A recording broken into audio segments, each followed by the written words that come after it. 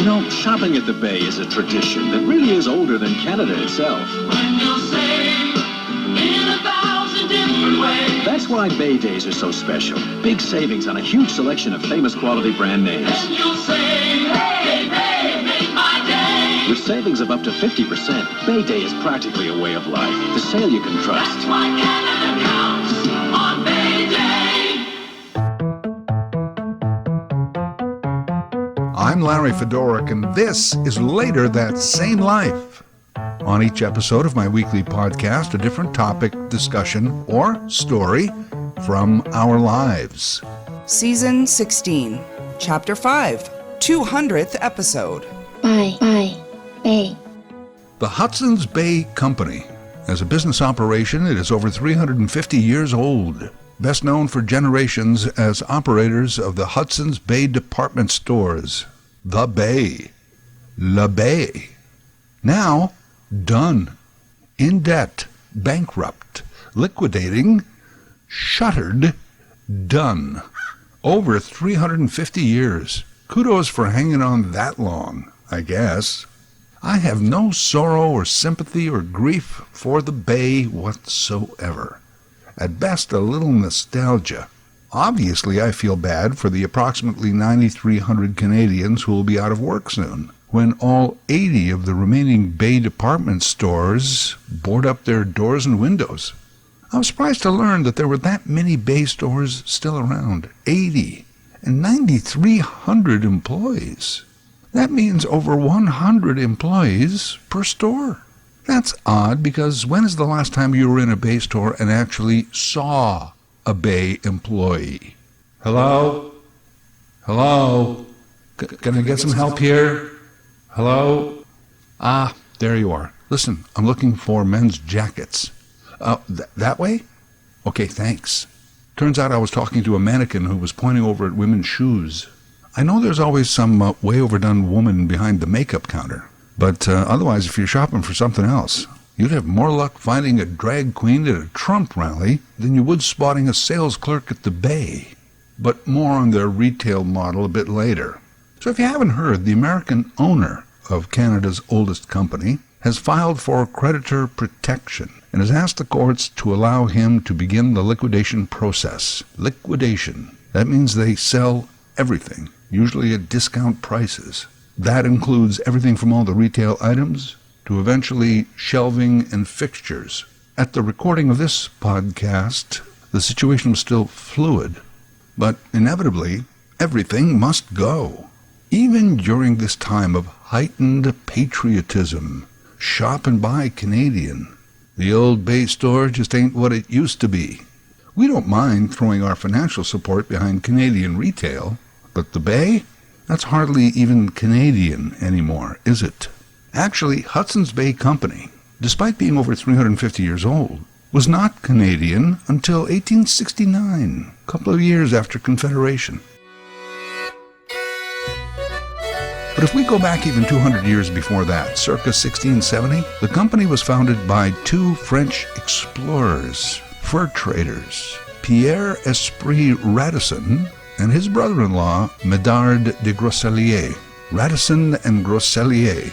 They were two guys talking to the Cree Nation around Lake Superior, and the Cree told them that there were some pretty good furs to be found up north near the Hudson Bay.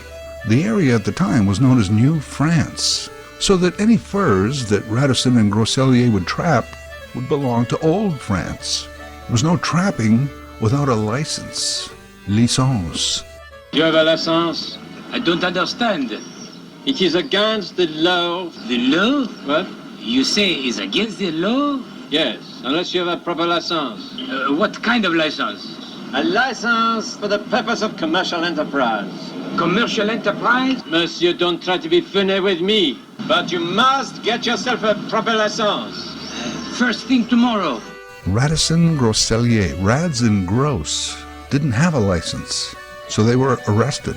They didn't like that, so eventually they took their fur company idea to rival England. King Charles II. His Highness sent an expedition back to the New World, and they established a Hudson Bay Fort Charles outpost. England and France were in competition for the fur trade. All-out wars ensued. Eventually, England dominated.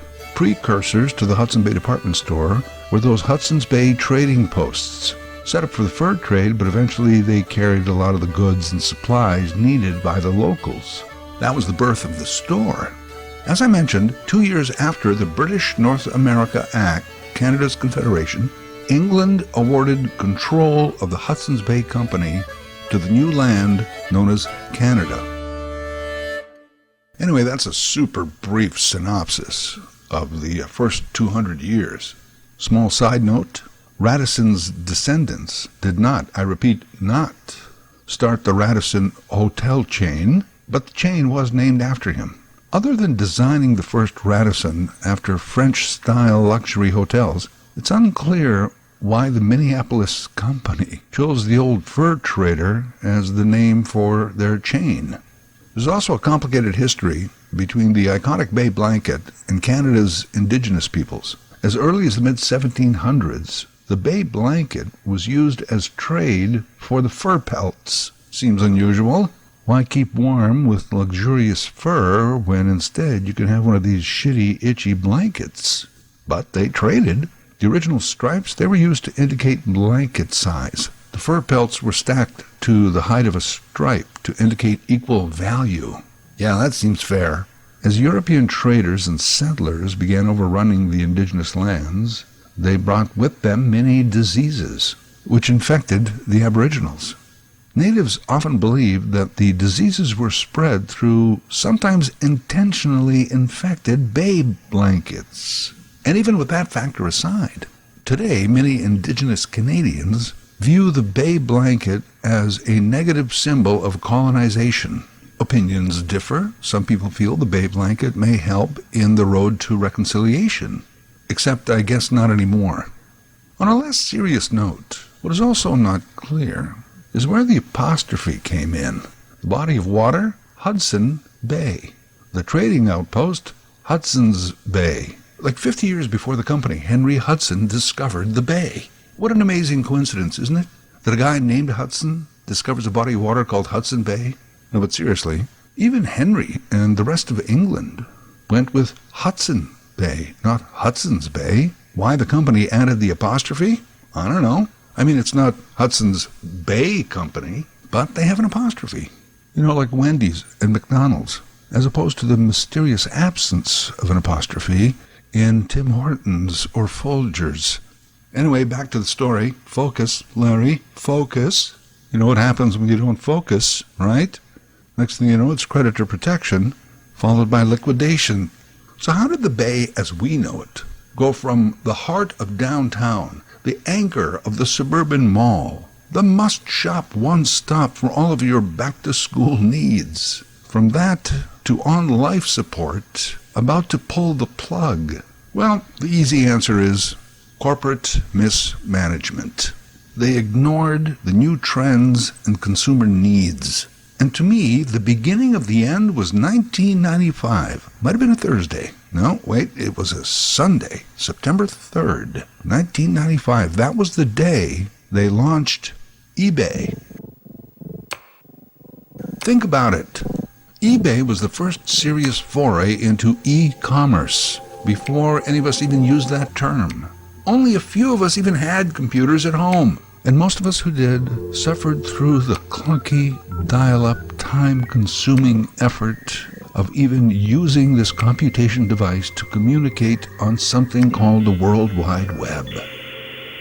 Indeed, eBay's original name was AuctionWeb.com, where individuals could buy and sell goods within this online marketplace, almost like a global flea market or garage sale. It quickly went from some guy trying to sell a second-hand bicycle to savvy companies presenting their goods online.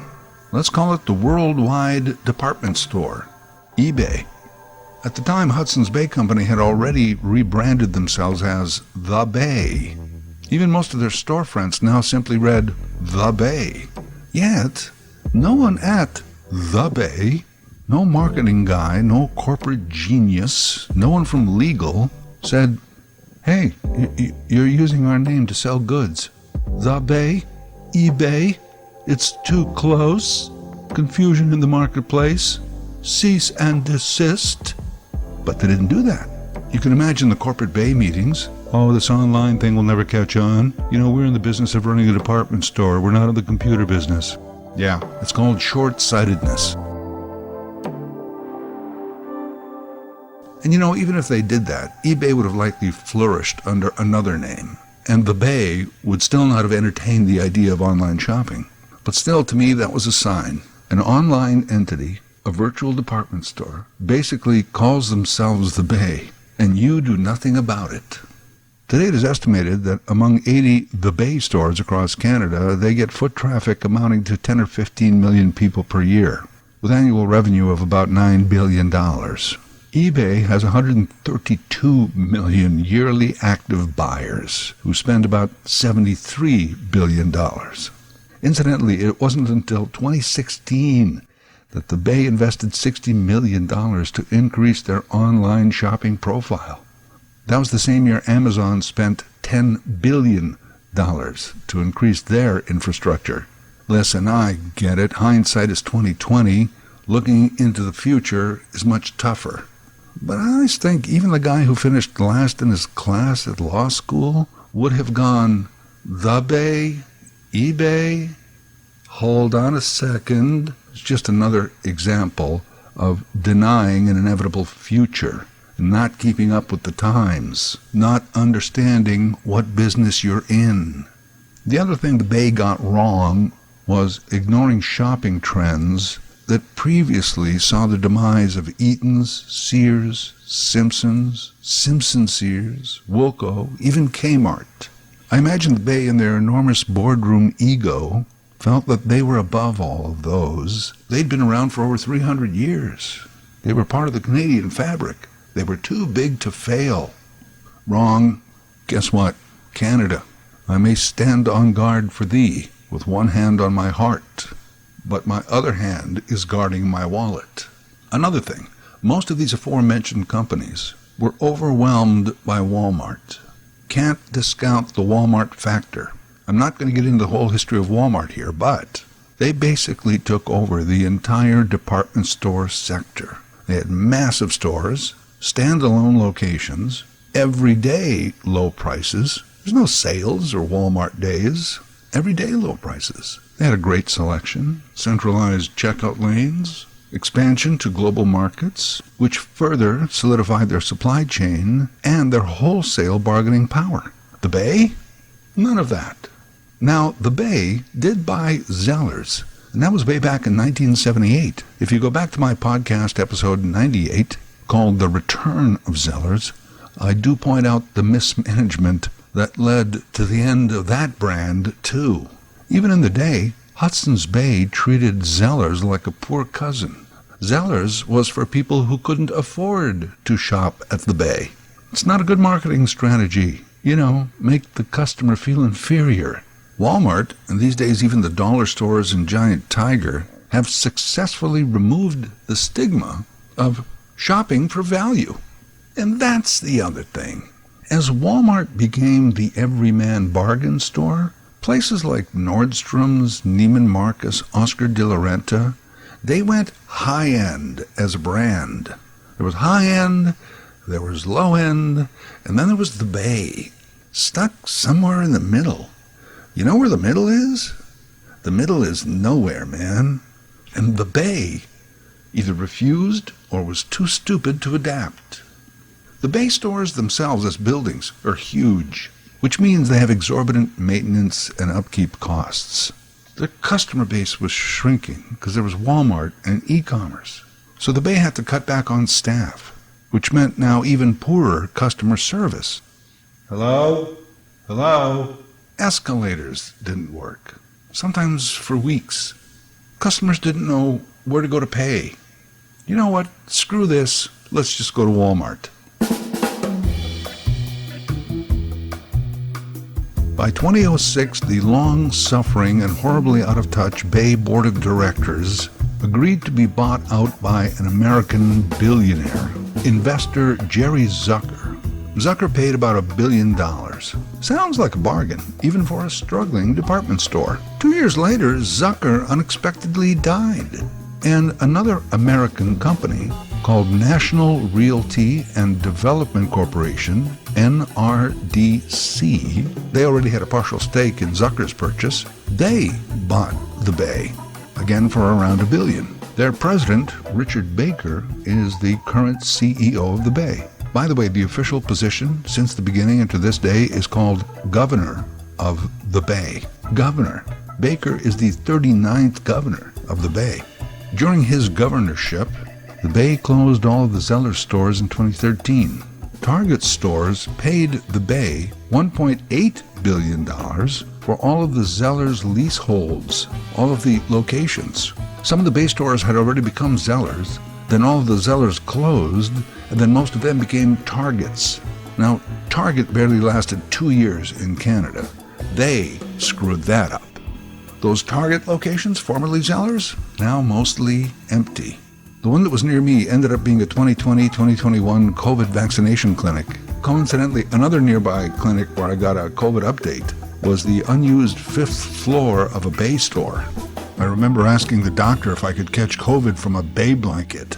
And remember, like 2 years ago, the Bay announced it was bringing back Zellers? Ooh, how exciting. Except it was Zellers as a department within the existing Bay stores and only in a few select locations. It got them a lot of press at the time for like 2 weeks. But since then, the idea, another Bay bust. Looks like now the governor is abdicating office, finally just giving up on the Bay as a viable retail outlet. Let's face it, they never really changed. They didn't pivot. They didn't address the shifts in retail. Seemed like they wanted to make money without actually putting any money back into their product or their brand. And around them, the world was still turning. Stuff happened. Walmart reinvented the department store model, and then the pandemic and Amazon blew it up entirely. Good luck keeping up the Bay. You probably have better luck going back into the fur trading business. Get your pelts right here. Here's the thing to remember about Richard Baker and his investment firm. They are realtors. They deal in real estate. As with Eaton's and Sears, as customers went elsewhere, their real remaining value was in their real estate. Bay stores across Canada occupy some very valuable real estate. In Toronto, they have a location at Yonge and Bloor. That alone could be a return on your original investment. I could see condo construction beginning only weeks after liquidation. Growing up in Saskatoon, our Hudson's Bay building, it's still there, but it's been condos for years. The quarterback on our football team lives in ladies' lingerie. I worked in Winnipeg for a while. The Bay store there was once the flagship store for Canada. Massive 6-story structure taking up several city blocks on Portage and Memorial. They shuttered that store some years ago. Since then, it has been declared a historical landmark and is currently being repurposed as an office building, some condos, some ground-level retail. It's going to be a museum and an indigenous center. Oh yeah, it's a big building, and it's beautiful. I always thought, though, if you just tore down that building and used the land for a garden, that you could feed the country of Liechtenstein for 2 years. It's huge, is what I'm saying. The downtown Bay stores across the country, I think they will have no problem converting their real estate. Tougher to say what will happen to all those huge white elephants that still occupy the end of the shopping mall. That former Bay Zellers Target COVID clinic, it remains empty, and even though it's the suburbs, that whole mall is going to go condo soon. The mall will be gone, condos will go up, and then on the ground floor, it'll be replaced by a new retail model. That is the thing about condo development these days. It's called walkability. Neighborhoods must have walkability. I live in the condo, but I want to be near to stores, restaurants, groceries, doctor, dentist, etc. Department stores still work. Walmart, Costco, Dollarama, Canadian Tire, some of them are even expanding. Just not the Bay, which, by the way, licenses Saks Fifth Avenue in Canada and the somewhat discount brand called Saks Off Fifth. Those are also closing as the Bay liquidates. They're going to try and save about 6 of the biggest stores, and who knows, another buyer may come along any day, which could mean that all of those liquidated stores could open back up, or that the remaining 6 stores would also liquidate. Hard to tell what a new buyer, if there was one, would want to do with it. And who cares, because gone are the days that if you closed a Bay store, you leave a community out in the lurch. The only reason I've even been in a Bay store in the last 10 years, because in the big shopping mall, all the parking spots near the Bay are wide open. So I can park close to the mall and just cut through the Bay to get to where I was going. The Bay, a shortcut to better stores. If I recall correctly, the Bay even used that as a marketing strategy in some TV ads long ago. Don't just cut through the Bay, stop and shop. I actually couldn't find any history of that, but I do remember those ads. Also, and again in hindsight, the Bay and Sears were pioneers in what we now call modern e-commerce. When I was a kid, we had 2 catalogs in the house at all times, the Bay and Sears. And we looked so forward to the new ones, the spring, the summer, the Christmas catalog. Catalog, that big book full of pictures and prices. You ordered through the catalog, and once you remitted payment, the items were delivered to your home with the help of the Postal Service, i.e. the way we shop today.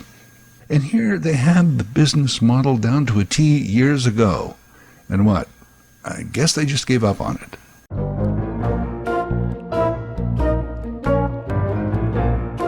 There's an old saying, no one ever went broke underestimating the intelligence of the American people. The funny thing is that many people have gone broke overestimating the intelligence of corporate America. The heydays of the Bay days, a thing of the past. So that little idea that Radisson and Groseilliers came up with, they had a good run, over 350 years. Canada's oldest company, heck, North America's oldest company, gone. But what matter? When we become the 51st state, it was probably going to be gone anyway. And then even the body of water known as Hudson Bay would be renamed the Gulf of Walmart. Later That Same Life is written, voiced, and produced by Larry Fedoruk. LarryFedoruk37@gmail.com. Subscribe to Larry's podcast YouTube channel. Get automatic notifications with each new episode.